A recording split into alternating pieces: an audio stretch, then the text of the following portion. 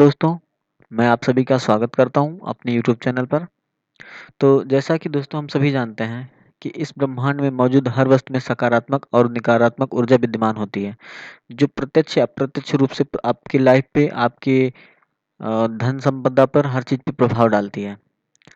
तो हमें मतलब अपने आस-पास कुछ चीज़ों का ध्यान रखना चाहिए, खासकर अपने घर में, जिससे कि हमारे जीवन पे कुछ नकारात्मक प्रभाव ना आए। जैसे कि कुछ-कुछ चीज़ें होती हैं जो हम घरों में हमारे घर में होती हैं, जिन पे हम ध्यान नहीं देते, पर वो चीज़ें हमारी लाइफ़ को बहुत ज़्यादा इफ़ेक्ट करती हैं। छोटी-छोटी चीज़ें होती हैं, जो हमारे घर में नकारात्मक ऊर्जा लाती हैं और जिससे हमें व्यापार में, सेहत में, धन आदि में नुकसान या समस्या का सामना करना पड़ता है।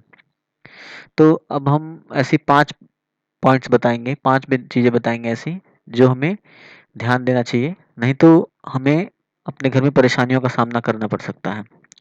तो पहला पॉइंट ये है कि अगर आपके घर में कोई टूटा हुआ शीशा हो, कोई टूटी हुई खिड़की हो, तो उसे तुरंत बदल दीजिए।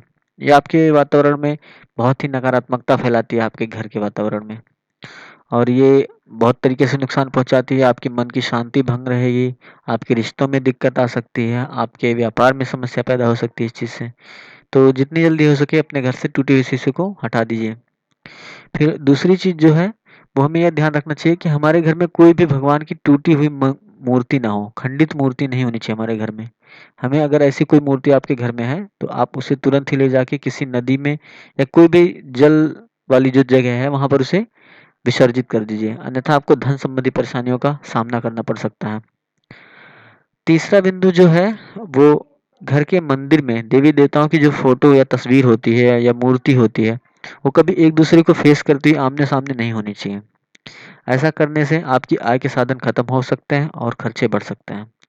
तो अगर ऐसा आपके घर में है, तो आप उसे तुरंत उस चीज़ को बदल दीजिए। उनक मतलब वो एक-दूसरे के आमने-सामने ना हो, बाकी किसी और डायरेक्शन में हो, ठीक है, कोई दिक्कत नहीं। हुँ। और अगला पॉइंट जो है हमारा, वो है कि घर में ऐसे पौधे बिल्कुल ना लगाएँ जो कांटेदार हों, जिनसे दूध निकलता है।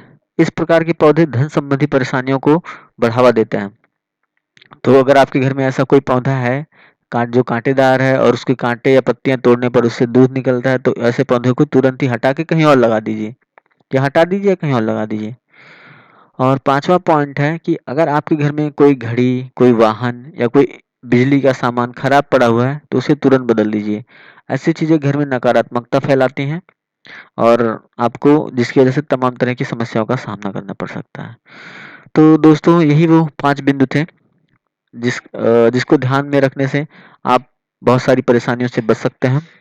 तो जहाँ तक हो सके, अगर ऐसी कोई चीज़ें होती हैं तो उन्हें अवॉइड करें। तो और बाकी अगर आपको कोई और वास्तु से जुड़ी कोई जानकारी चाहिए, कोई समस्या है, तो आप हमसे संपर्क कर सकते हैं।